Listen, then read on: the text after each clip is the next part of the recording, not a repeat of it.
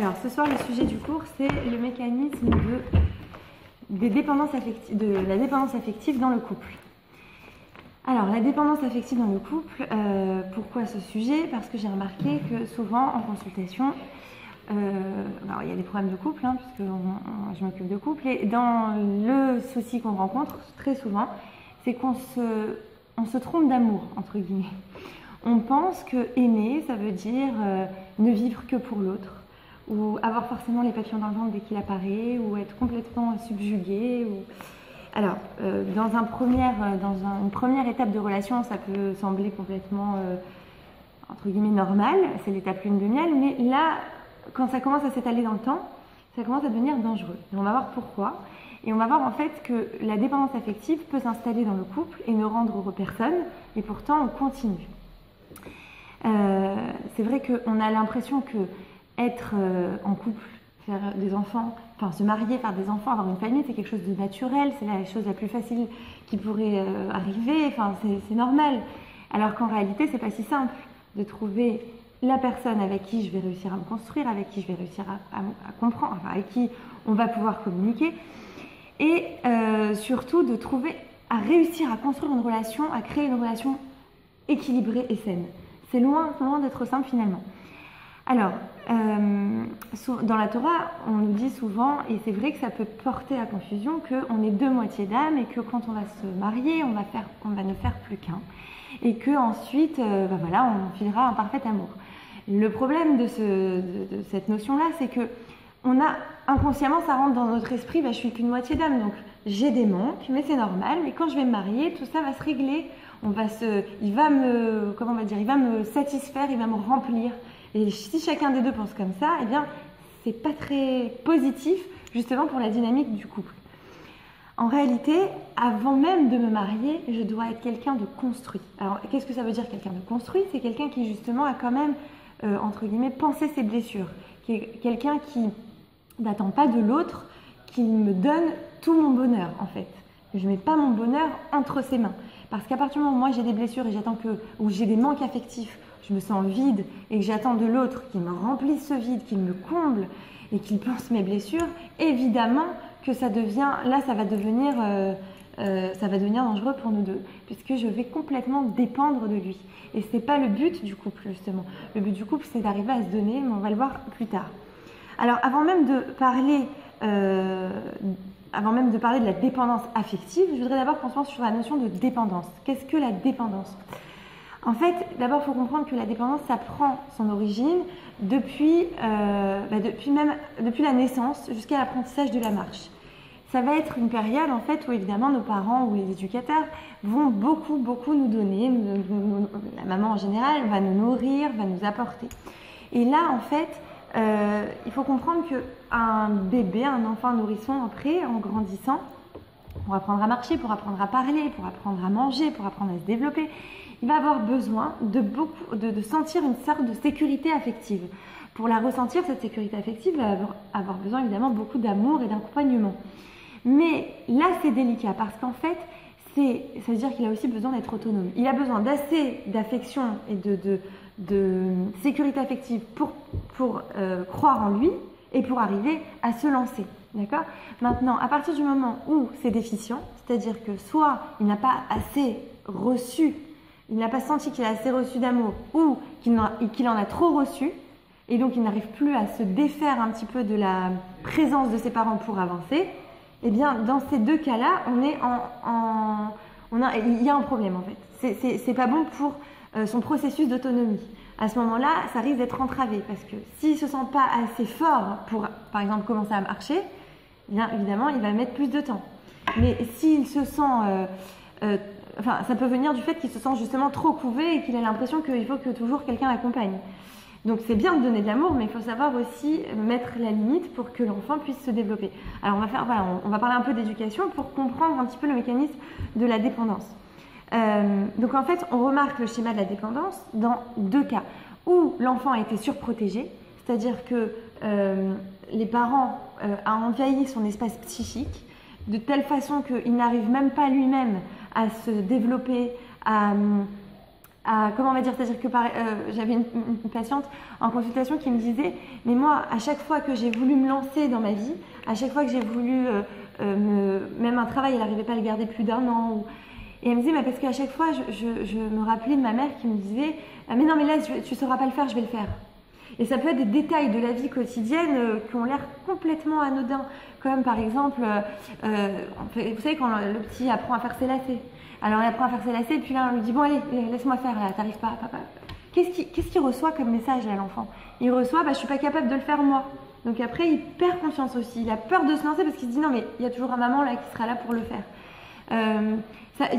Dans la vie, on a des millions d'exemples comme ça qui sont vraiment, on a l'impression de menus détails, mais en fait, l'enfant, si ça se reproduit souvent, évidemment, si c'est une fois de temps en temps, on est pressé, on a besoin d'aller vite, d'accord. Mais si ça se reproduit plusieurs fois dans la même journée et étalé sur plus de 6 mois, évidemment, et bien là, l'enfant reçoit ce message. Ah ben moi, je ne suis pas capable d'y arriver seul. J'ai toujours besoin de quelqu'un pour y arriver. Donc évidemment, il n'a pas de confiance en lui, finalement. Il ne peut pas lui-même s'estimer. Puisque la confiance, ça va se construire à partir du moment où je vais sentir que j'arrive à me réaliser, j'arrive à faire des choses. Et ça peut commencer par un lacet de chaussures. Ça n'a pas besoin d'être tellement compliqué. Et donc forcément que plus tard, en tant qu'adulte, il aura du mal à se réaliser, il aura du mal à se lancer, il aura du mal à entreprendre, parce qu'il se sentira incapable. Il n'aura pas en fait touché son potentiel de lui-même. Donc là, ça veut dire que quelque part, le parent ne lui a pas laissé la liberté nécessaire à cet enfant pour se sentir en capacité d'évoluer et de grandir. Et puis il y a le deuxième cas, qui est l'extrême inverse, c'est dans le cas où on a des parents un peu négligents. Alors pas négligents forcément parce qu'ils sont méchants ou que bon, ça peut arriver, mais non, c'est pas forcément ça. Ça peut être aussi tout simplement que l'enfant, les parents sont dans une problématique, ils sont eux-mêmes englués dans une certaine situation, ils n'arrivent pas eux-mêmes à s'en sortir, ils sont très anxieux, peu importe. Donc l'enfant comprend que le parent n'est pas disponible pour lui. Donc qu'est-ce qu'il va faire? Il va chercher à se construire lui-même ou à se débrouiller parce qu'il comprend que formuler une demande peut être dangereux, que ça peut être embêtant pour le parent, il ne veut surtout pas déranger. Donc il va prendre sur lui, il va avoir un comportement peut-être parfois inhibé, il va prendre sur lui et là du coup on va avoir une impression d'autonomie. Ah ben cet enfant il se prend en charge, mais en fait à l'intérieur de lui, tout se joue à l'intérieur, il va être très fragilisé. Et en réalité, il va tout le temps chercher quelqu'un de plus fort, il va se mettre sous l'emprise, enfin oui c'est dangereux, mais pas forcément d'une connotation négative, il va se mettre sous quelqu'un pour se sentir en sécurité, pour justement pour se renforcer, puisque lui se sent vulnérable en fait. Donc ces deux schémas-là, l'enfant qui est trop couvé ou l'enfant qui ne l'est pas du tout, sont dans un schéma, enfin, ils risquent de tomber dans la dépendance, puisque justement, ils se sentent dans les deux cas fragilisés. Ils manquent d'estime d'eux-mêmes, ils manquent de confiance en eux, et là, forcément, que même plus tard, quand ils vont grandir, ils vont avoir besoin d'une autre personne pour se sentir vraiment exister. Et d'ailleurs, il y a pas mal d'adultes, enfin d'aujourd'hui adultes, qui disent avoir eu une enfance, d'adultes dépendants, hein, je parle, qui aujourd'hui, en tant qu'adultes, ont souffert, mais quand ils vont vous relater leur enfance, ils vont dire que tout s'est très bien passé, qu'ils étaient très heureux, que vraiment c'était que du bonheur. Mais après, dans leur vie d'adulte, ils ont rencontré pas mal de difficultés. Et en rapport, en réalité, avec ou cette extrême protection, ou ce manque justement de protection, ce manque de sécurité affective. Et là, c'est intéressant parce qu'en fait, ils ne se sont pas forcément rendus compte que cette enfance, elle était peut-être très heureuse. Mais pourquoi? Parce qu'il était trop pris en charge. Alors sur le coup, c'était bien, il était porté. Mais il n'a pas eu, en fait, vous voyez, cet accompagnement progressif pour le laisser un petit peu lui-même prendre ses marques, ses repères pour pouvoir ensuite se lancer. Bon, c'est sûr que là, le message qui paraît, c'est que l'éducation, c'est difficile. C'est-à-dire qu'on doit en même temps savoir jusqu'où accompagner l'enfant, tout en l'aidant à s'exercer lui-même, tout en l'aidant à se connaître lui-même, pour pas trop l'envahir dans son espace psychique. C'est compliqué, mais il y a des outils pour savoir comment s'en sortir et on peut suivre des cours, voilà, comme vous faites, pour justement apprendre des outils et savoir comment se comporter. Voilà, maintenant, ce qui se passe aussi, c'est que ce sont des enfants qui, en grandissant, ils vont avoir peur de la solitude.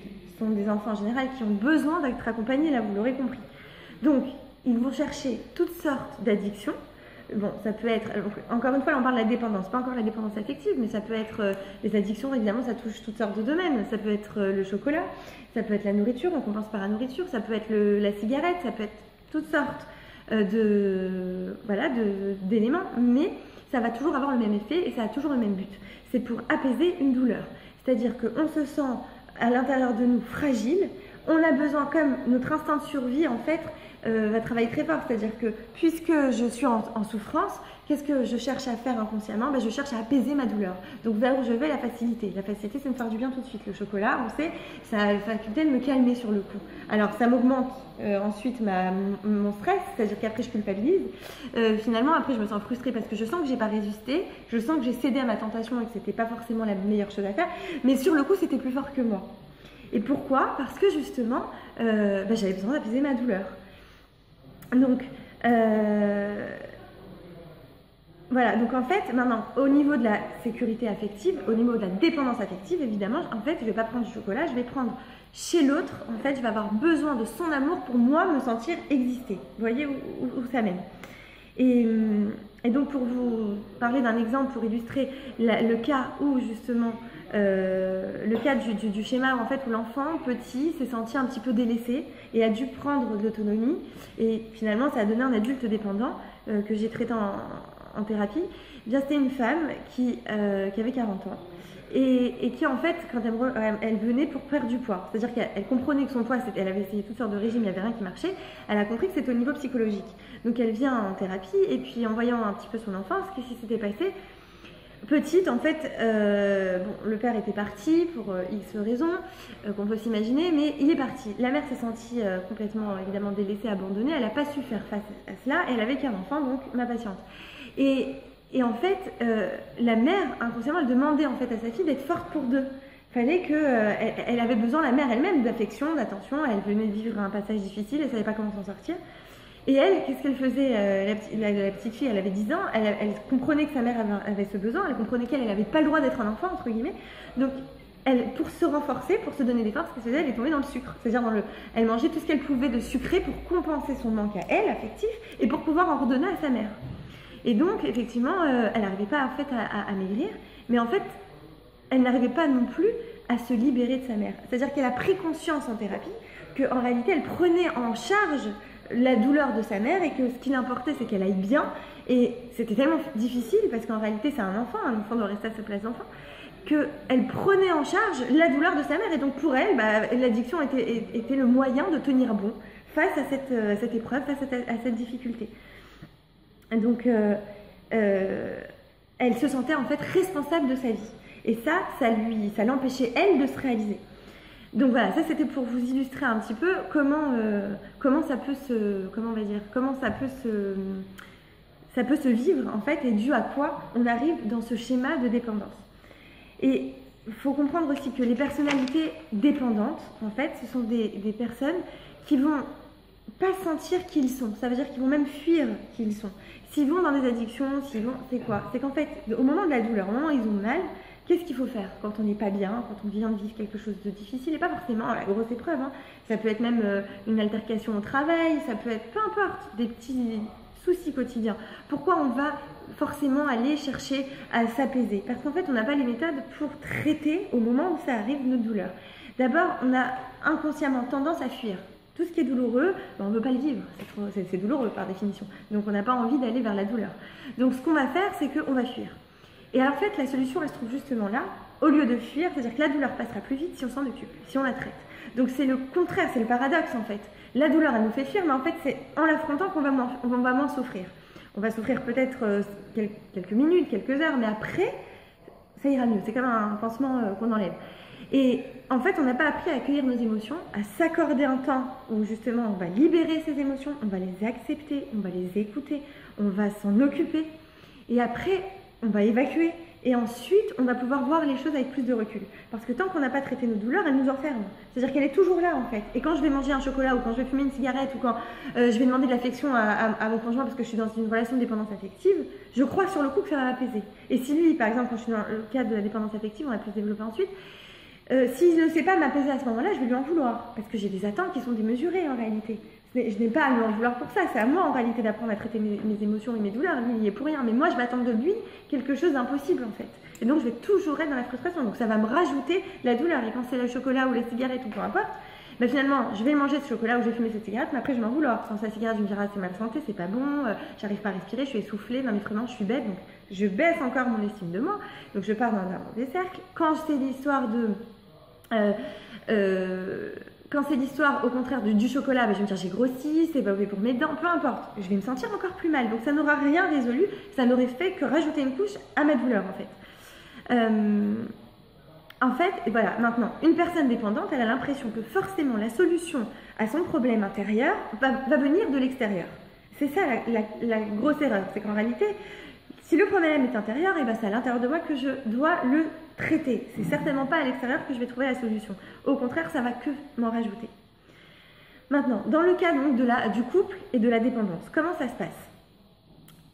Dans une relation de dépendance affective, donc là vous l'aurez compris, je mets en fait mon bonheur dans les mains de l'autre. C'est-à-dire que je vais attendre que lui me réponde à mon besoin de bien-être. C'est-à-dire que moi je me sens pas bien, pour X raisons, je vais attendre de lui qu'il remplisse ce rôle de me donner du bien-être. Maintenant, forcément, qui dit dépendant, dit dominant. C'est-à-dire que forcément, il y a un rapport comme ça déséquilibré entre les deux personnes. Il y en a une qui va, comment on va dire, qui va chercher à faire du bien parce qu'elle comprend que le bien-être dépend de lui. Donc, elle va chercher à lui faire du bien sans arrêt. Mais ça marche exactement comme une drogue. Ça veut dire une drogue, on commence un peu, puis après on s'est habitué, donc on en veut encore plus. Puis après on s'est habitué, on en veut encore plus. Et donc on n'est jamais rassasié, on n'est jamais satisfait. Or, quand ça rentre dans une relation de couple, eh bien forcément on arrive à un problème parce que la situation devient aliénante, devient étouffante. J'en demande encore et encore à l'autre et l'autre se sent coupable parce qu'il n'arrive plus à me donner. Donc il est aussi dans une mauvaise posture, il se sent méchant, il se sent pas à la hauteur, il se sent... Donc qu'est-ce qu'il fait souvent? Ou il va fuir, ça veut dire soit il va sortir souvent ou alors il va être plus au travail ou il va chercher toutes sortes de prétextes pour ne pas rester dans les parages ou alors il va se renfermer, il va se braquer, il va plus parler, il ne saura plus comment réagir parce qu'il est complètement perdu par tellement d'attentes. En fait, c'est intéressant parce que aussi j'avais une personne en consultation qui est profil dépendant et ce qu'elle m'avait, au fur et à mesure de la thérapie, en fait, je lui disais qu'au contraire, au lieu d'attendre de son conjoint, il fallait qu'elle apprenne à se satisfaire elle-même. Elle me dit mais comment on fait ça? Moi je sais pas, j'ai jamais appris.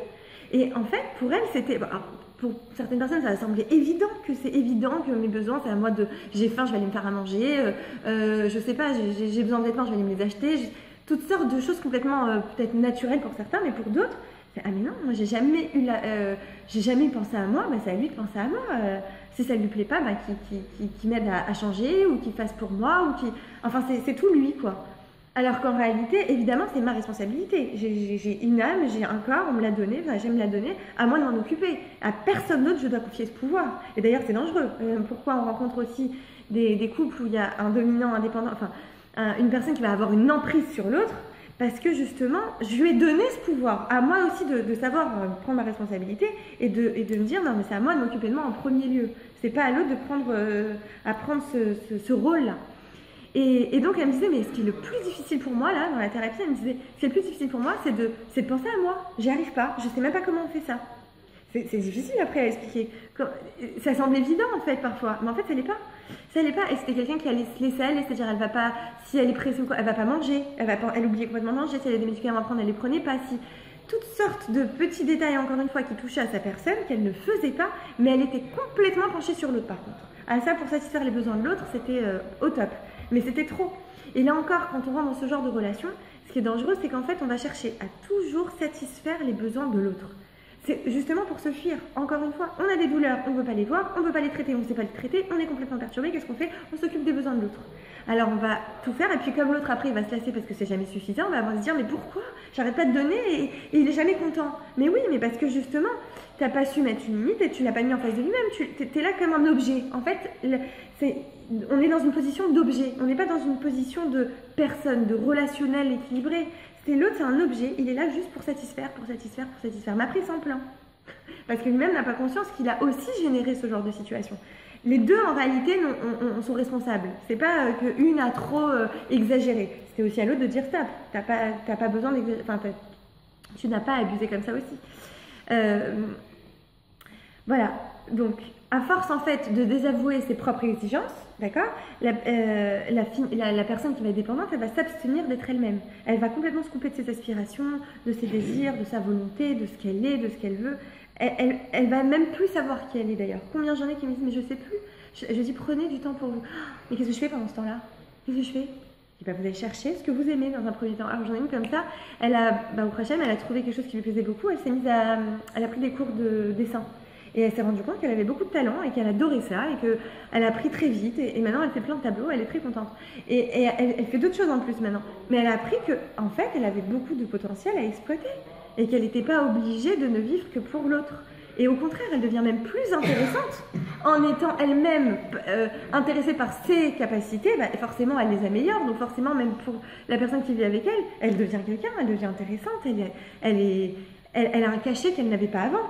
Avant, elle avait tellement peur d'être abandonnée, en fait. Elle avait tellement peur qu'on ne fasse pas attention à elle parce qu'elle-même, elle manquait d'estime d'elle-même, d'accord? Donc, quand on manque d'estime de soi, forcément, on s'accroche à l'autre comme une sensible parce qu'on se dit... évidemment, ça génère de la jalousie et toutes sortes de sentiments néfastes et polluants pour le couple. Mais donc, elle va s'accrocher à l'autre, mais l'autre, après, il va se sentir... il va dire, mais c'est à qui, en fait? Donc, il va plus se rendre compte de la chance qu'il a d'être avec cette personne. Donc, la première personne qui doit se rendre compte qu'elle a de la chance d'être là, c'est justement cette personne-là, vous voyez. Donc en fait, ce sont des personnes qui s'abstiennent complètement d'exister, d'être, de se connecter à elles-mêmes, elles se fuient sans arrêt. Alors, ce qui peut aider par exemple, on voit que par exemple dans ces schémas-là, ce sont des personnes qui vont se couper complètement de leurs sensations corporelles. Les douleurs, ce sont des personnes, elles peuvent se faire mal, se cogner par exemple en marchant ou se griffer ou quoi, elles font même plus attention. Elles sont coupées de leurs sensations. La faim, elles ne vont pas la ressentir, parce qu'il y a toujours plus important. Alors attention, je ne parle pas non plus des gens qui ont un objectif à atteindre et qui sont passionnés par leur objectif. Je parle vraiment de cas de dépendance affective. C'est différent, parce qu'on pourrait se tromper, et puis la personne pourrait dire « Ah mais moi je suis tellement passionnée que j'en oublie même de manger ». Non, on n'est pas dans le même schéma. Bien que parfois, ma passion peut aussi me servir aussi d'apaisement de mes douleurs, bien entendu. Les plus grands artistes, si je devais faire un profil psychologique, souvent ce sont des personnalités dépendantes, mais ils en ont fait quelque chose de productif, de constructif en fait. Ils ont sublimé leur manque, c'est-à-dire que leur manque ils l'ont mis quelque part, leur douleur ils l'ont mis dans un tableau, ils l'ont mis dans une chanson, ils l'ont mis dans leur art. Donc finalement ça a donné quelque chose de merveilleux parce que tout le monde s'y est retrouvé. Mais quand je la mets dans la dépendance affective, c'est-à-dire vraiment je me donne à l'autre et je n'existe plus. Et ça c'est terrible. Je n'existe plus, vous imaginez? C'est-à-dire qu'il n'y a de la place que pour l'autre, il n'y a plus de place pour moi du tout. Et je peux même pas lui en vouloir à l'autre qui me donne pas la place. Parce que souvent aussi j'entends « Ah non mais moi c'est à lui de me donner la place. Moi j'en ai donné, c'est à lui. » Mais il peut pas te donner la place si toi tu te la donnes pas. C'est comme ça. C'est toi qui dois savoir te respecter pour que l'autre te respecte. C'est comme ça. Il n'y a pas d'autre issue. Donc on a la responsabilité de se respecter soi-même. On ne peut pas en vouloir aux autres qui ne nous respectent pas si nous-mêmes on ne se respecte pas. Tout commence par moi et tout finit par moi. Alors, en fait, ce qu'il faut aussi comprendre, c'est que la personnalité dépendante, c'est une personne qui en réalité, c'est un mécanisme de défense en fait. On a tous des mécanismes de défense. Il y en a qui vont se braquer, il y en a qui vont essayer de contrôler des situations. Chacun a son mécanisme. La personnalité dépendante, en fait, elle utilise ce procédé pour se défendre de ses propres souffrances, encore une fois, pour ne pas les regarder, pour ne pas les traiter. Donc elle a trouvé ça en se disant « je suis en sécurité quand je suis avec l'autre, je suis en sécurité quand je m'occupe de lui, ou d'elle, je suis en sécurité avec cette personne, et c'est seulement de cette façon que je serai protégée. » D'accord? Donc c'est pour se défendre en fait de la vie. Mais évidemment, encore une fois, c'est mauvais puisqu'elle se fuit elle-même et il n'y a pas pire en fait. Donc, évidemment que pour sortir de ça, souvent un travail thérapeutique va s'imposer pour réaliser où sont mes propres besoins, mes propres désirs, s'ouvrir à soi, regarder à l'intérieur de moi. Et parfois, si j'ai laissé traîner ce problème, évidemment, plus je le laisse traîner, plus il y a à soigner. Mais ce n'est pas impossible, c'est au contraire conseillé, il n'y a pas d'âge pour le faire, évidemment. En fait, le fait que je m'autorise maintenant à être, à partir du moment où j'ai pris conscience et que je me dis, bon d'accord, maintenant j'ai compris, c'est en moi et c'est à moi d'être, eh bien ça va se résoudre en développant la capacité à vivre une vie intérieure riche, intense, intéressante. Donc c'est à moi d'aller explorer à l'intérieur. Et ça, encore une fois, personne ne peut le faire à ma place. Donc on va, pour vous illustrer tout ce que je vous ai dit comme théorie, on va prendre un exemple.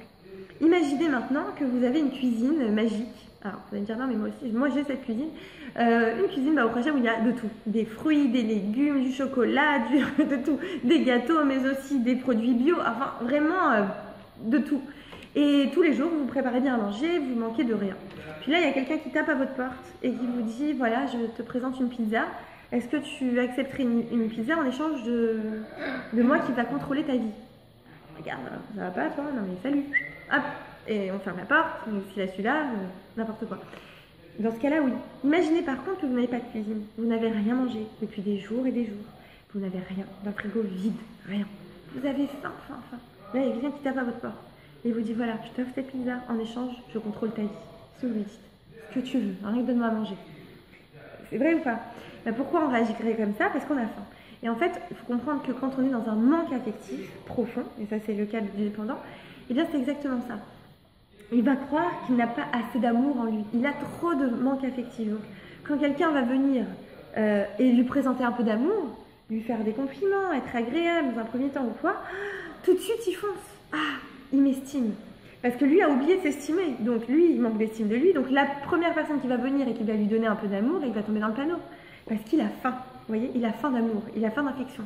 Et il ne sait pas, il n'est pas connecté à ses ressources, il ne sait pas qu'il a ça en lui. Et qu'il peut se donner en fait à lui-même, il peut se construire et se réaliser et se trouver énormément de qualités, apprendre à s'aimer pour ensuite être aimé et aimé dans une relation équilibrée. Donc, il va céder à la première personne qui va vouloir lui donner de l'amour. Et donc, il va être sous l'emprise de quelqu'un. Et évidemment qu'on va être dans un schéma très très néfaste pour les deux en fait. Parce que même celui qui a besoin de contrôler l'autre pour se sentir assuré, lui aussi a un manque affectif.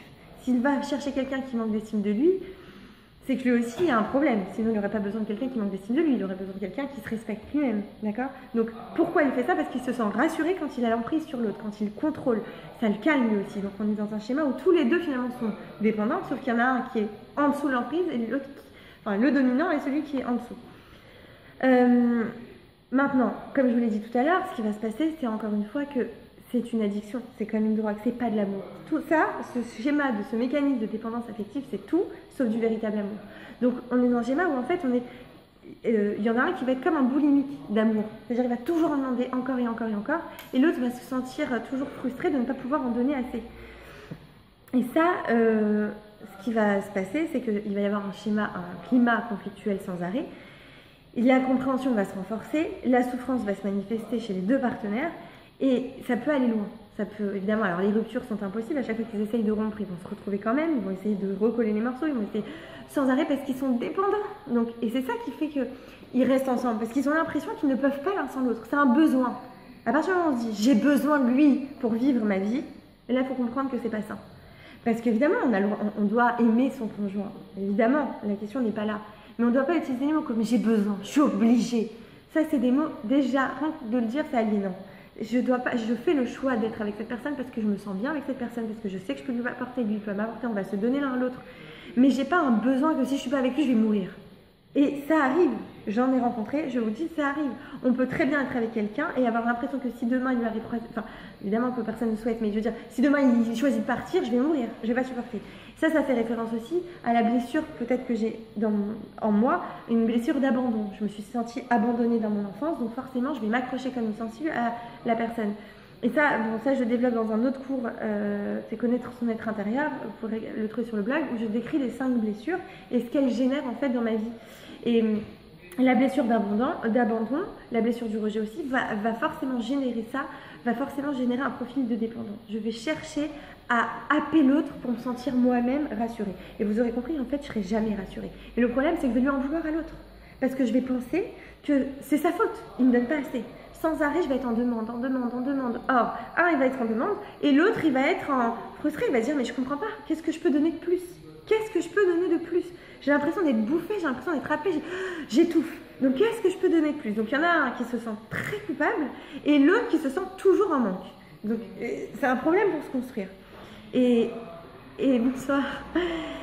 Et donc, c'est une addiction, mais c'est un cercle vicieux en fait. On n'en sort pas. Si on n'entame pas une thérapie, si on ne se fait pas aider, si on ne prend pas conscience, on peut aller très loin Vraiment, on peut aller très très loin dans l'escalade de la catastrophe même. Je dirais que ça peut même aller loin, l'effet divers, ainsi de suite. Souvent, c'est des mécanismes de dépendance affective. Donc, il faut se méfier, il faut prendre conscience que si je me sens toujours adulée ou toujours... oui, adulée aussi, mais je me sens toujours happée, j'ai l'impression que je donne pas assez, j'ai l'impression qu'on m'en demande trop, j'ai l'impression de... Ou alors que moi, je suis toujours en manque, que je suis toujours en train d'observer où mon mari regarde, qu'est-ce qu'il fait, où il est, à quelle heure...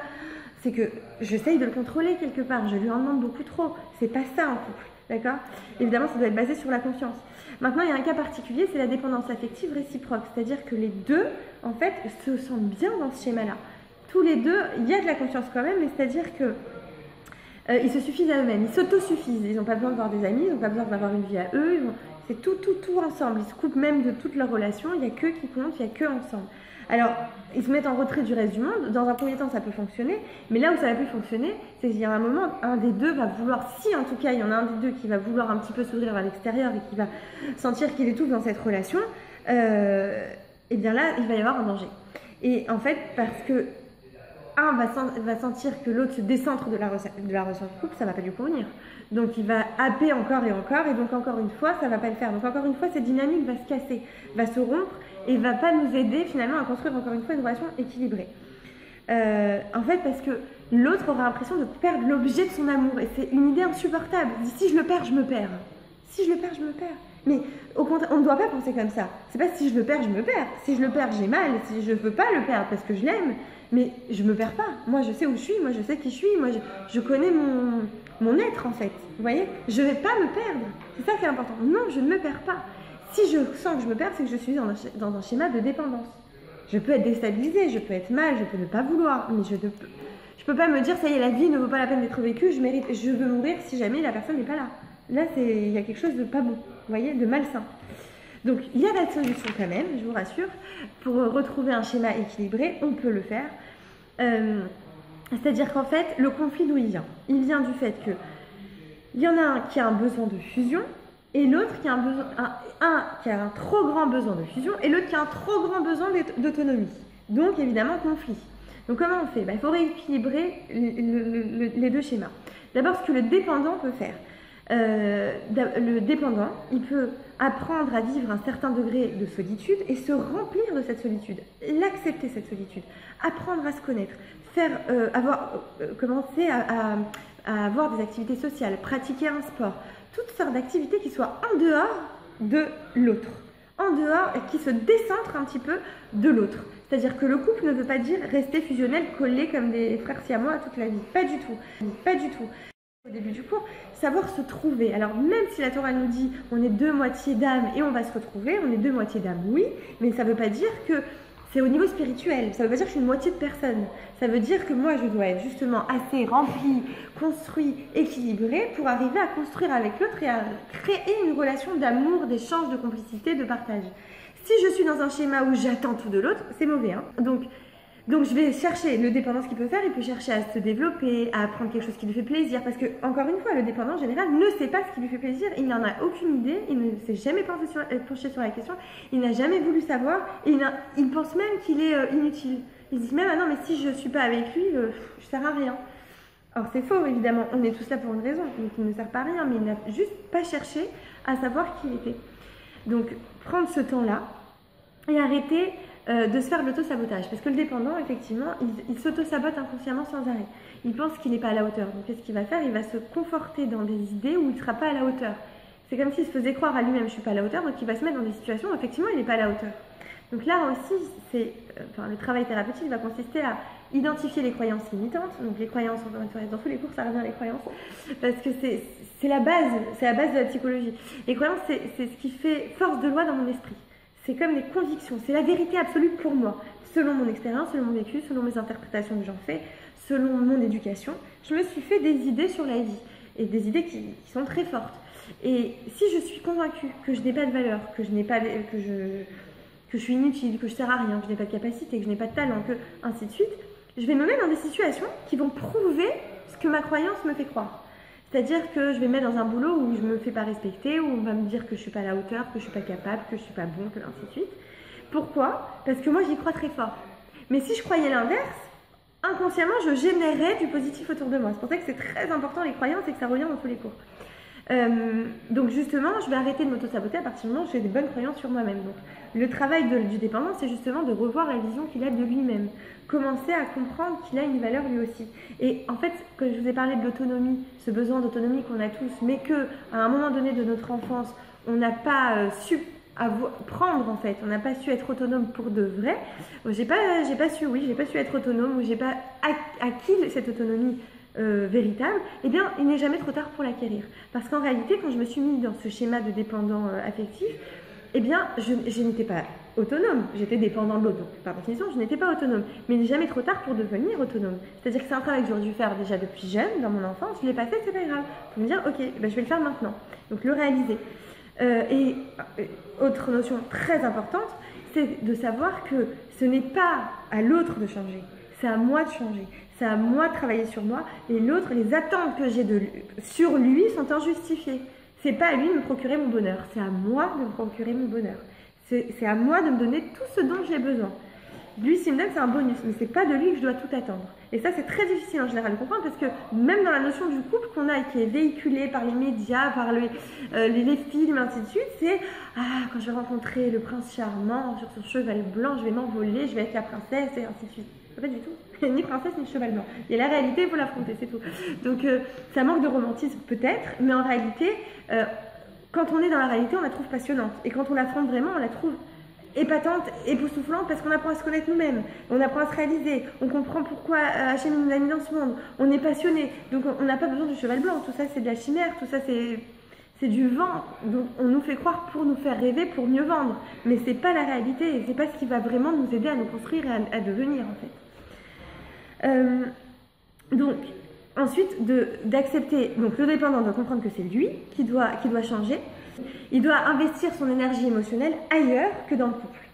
Pour autant, il doit un petit peu prendre du recul avec son couple et se construire lui. Et ça fera du bien à tout le monde. Alors, il arrive que le dominant ne soit pas d'accord avec ça. J'ai eu des couples en thérapie où justement, souvent c'était les femmes que j'avais et qu'après le mari donnait. Bon, après quelques temps, il me disait franchement, oui, je suis contente de ce qu'elle est devenue. Elle est vachement intéressante, elle est passionnante, elle est si. Alors qu'avant ça, c'était... il s'endormait quand elle parlait, ou il faisait pas attention, il n'était jamais là, ou ainsi de suite. Mais c'était au départ, mais je te reconnais plus, comment ça, t'as envie d'aller à un cours, ah bon? Au départ, même si le dominant n'est pas content, parce qu'il est trop happé, qu'il est trop étouffé et qu'il n'en peut plus, on va voir après son cas, et bien quand il voit le dépendant se défaire de cette dépendance, ça lui fait peur, lui aussi, parce qu'il trouve son compte quand même, il est quand même rassuré H24, donc là il va être un peu moins rassuré. Mais lui aussi, il doit apprendre à se faire confiance à lui-même et à lui faire confiance et à faire confiance à la relation de couple. Parce que vous savez qu'il y a l'homme, la femme et le couple, d'accord? C'est une troisième entité qu'on est en train de construire. C'est pas, comment on va dire, c'est pas que lui et moi en fait. On est en train de construire un troisième personnage, non, une troisième personne en fait. Donc, plus la personne dépendante va retrouver l'estime d'elle-même, va comprendre qu'elle a ses capacités, va comprendre qu'elle vaut quelque chose, va comprendre sa valeur, va ressentir sa valeur, et plus elle va retrouver de l'admiration dans les yeux de son conjoint. Et là, elle se sentira beaucoup mieux en réalité, elle avec elle-même et avec son conjoint. Ensuite, le dominant, qu'est-ce qu'il peut faire? D'abord, il doit commencer par faire la paix avec lui-même, il doit se réconcilier avec lui-même, parce que souvent, le dominant, il se sent coupable. Il a l'impression qu'il n'est jamais à la hauteur, que quoi qu'il fasse, on lui fait des reproches, que quoi qu'il fasse, c'est jamais assez, que quoi qu'il donne, c'est jamais assez, il n'en peut plus et il s'en veut. Donc, qu'est-ce qu'il fait? Il fuit en général, il travaille beaucoup, il n'est jamais là, ainsi de suite. Et donc, là, déjà, la première chose à comprendre, c'est que il faut le déculpabiliser. Ce n'est pas sa faute, c'est que l'autre a aussi des attentes. Il est rentré dans un schéma qui ne le convient peut-être pas. Il doit apprendre lui aussi à se faire confiance. Et lui aussi à savoir qu'il n'a pas besoin que l'autre soit accroché comme ça pour se sentir bien dans sa relation. Voilà, il doit aussi... En fait, il est en colère aussi, le dominant, parce qu'il a l'impression que finalement, comment on va dire, il étouffe, d'accord? Il étouffe. Mais ce qu'il doit se dire, c'est qu'il ne doit pas mettre la colère sur le dépendant. Souvent, le dominant, même s'il ne le dit pas parce qu'il ne veut pas blesser le dépendant, dans le cas où il est sympa, parce qu'il y en a qui ne vont pas réagir forcément aussi agréablement, mais celui qui est sympathique, il va se dire « je ne veux pas mettre ma colère sur lui, mais au fond, je suis en colère et je lui en veux ». En fait, il faut qu'il redirige sa colère. La colère, ce n'est pas forcément que dû au dépendant, c'est dû aussi à la dynamique du couple. Et qu'il faut changer. Et qu'en changeant cette dynamique de couple, tout pourra changer. Alors, sa culpabilité, en fait, elle va s'équilibrer, comment on va dire, elle va se résorber si il se pose la vraie question. La vraie question qui le concerne à lui, en tout cas en tant que dominant, c'est comment rétablir l'équilibre entre le besoin de fusion du dépendant et son propre besoin d'autonomie à lui. Le dominant, en fait, ce qu'il peut faire, c'est aussi proposer aux dépendants des moments de complicité, des moments de partage, de faire des choses ensemble. Parce qu'en fait, qu'est-ce qu'il va avoir tendance à faire tout ce temps-là? Il va avoir tendance à fuir, on l'a déjà dit. Mais le dépendant, plus il fuit, plus il s'accroche. Donc en fait, on n'en finit jamais. Par contre, si le dominant lui dit, bon, tu sais quoi, voilà, il a besoin d'autonomie, mais lui, il fait un pas vers le dépendant. C'est-à-dire, il lui dit, viens, on fait, par exemple, je sais pas, jeudi soir, on passe notre soirée que ensemble, je ne travaille pas, je ne fais rien, on passe notre soirée ensemble. Ben, le dépendant, ça va apaiser. Il va se dire, mais il m'aime en fait, c'est pas qu'il s'en fiche, c'est pas qu'il. Parce que l'autre, en fait, encore une fois, plus il va le fuir et plus il va s'accrocher.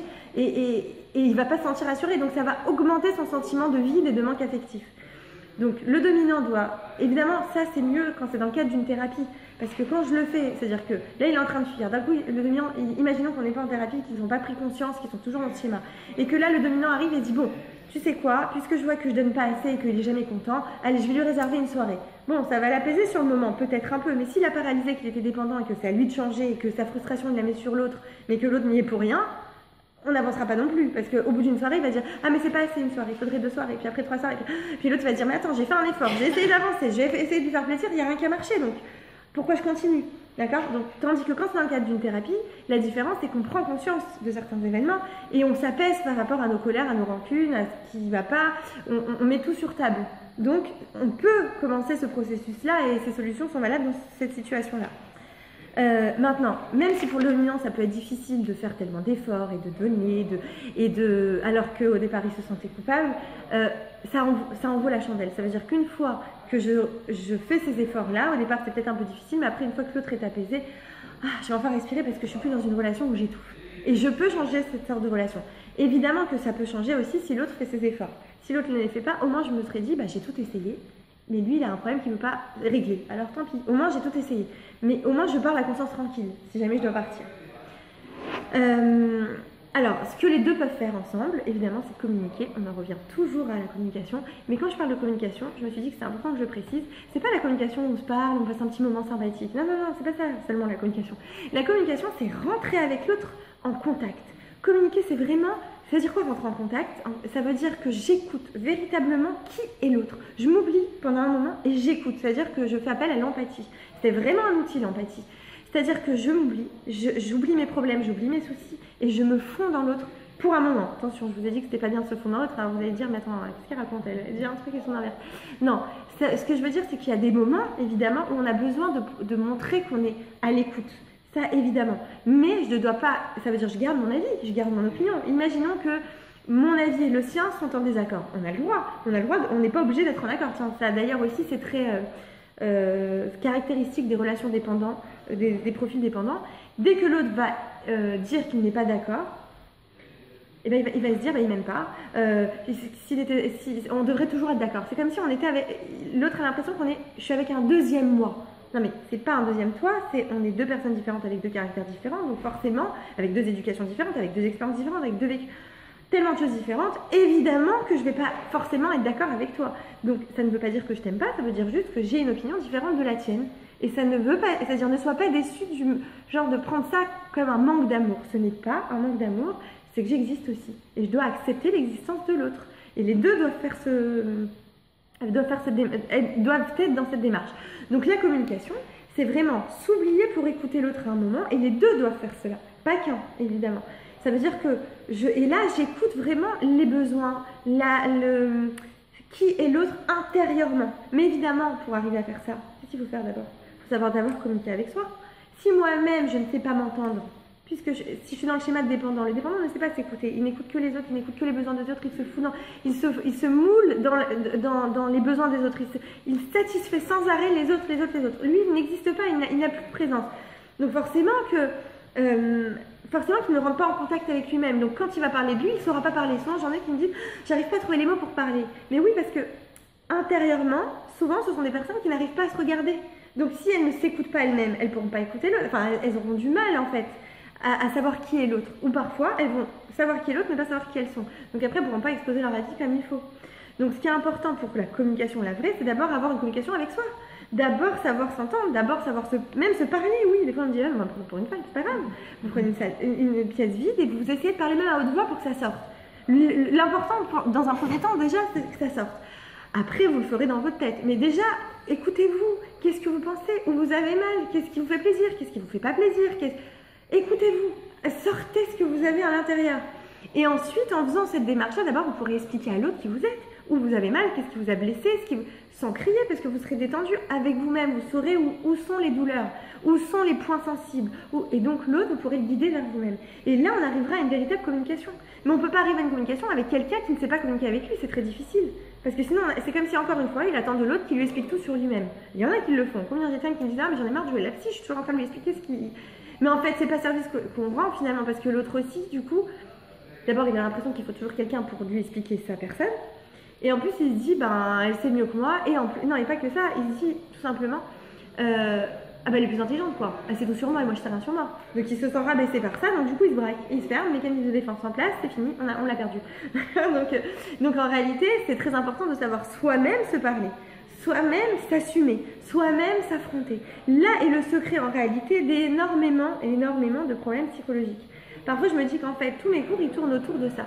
Assumer sa responsabilité et que tout ce qu'on met en place autour, c'est ça qu'on étudie en psychologie en fait, mais ce sont simplement des mécanismes de défense, des prétextes, des raisons, des excuses pour tourner autour du pot, pour pas regarder ce qu'il y a à l'intérieur. Alors que ce serait tellement plus simple de regarder à l'intérieur, mais tellement plus, et on gagnerait tellement à regarder à l'intérieur ce qu'il y a.